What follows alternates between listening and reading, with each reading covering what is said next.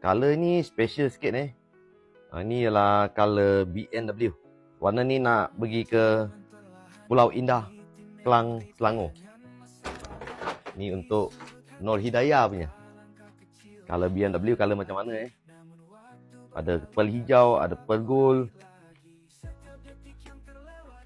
Yang ni pearl gold. Tengok kat dalam apa keadaan sekarang.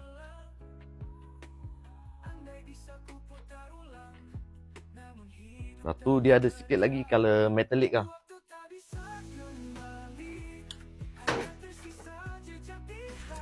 Ada tak yang minat dengan warna ni? Nanti kita tengok sama-sama. Ini metallic. Ini color code dia.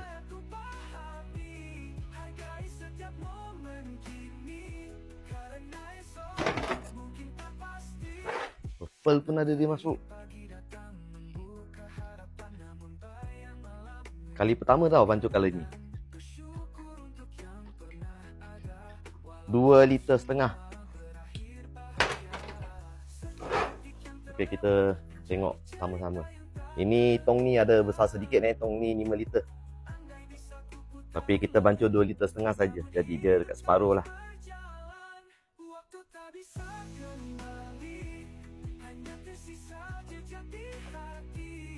Okey, siap. Kita tengok color dia macam mana. Hijau.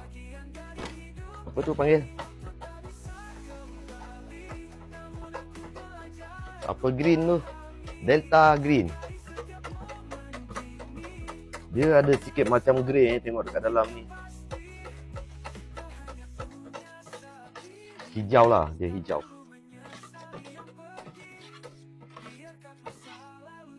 Nampak.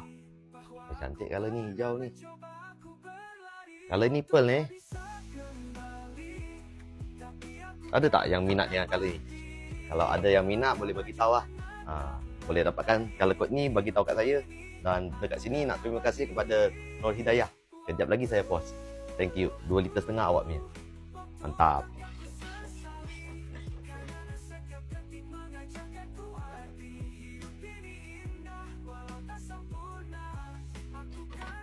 Berjalan meski waktu berlalu.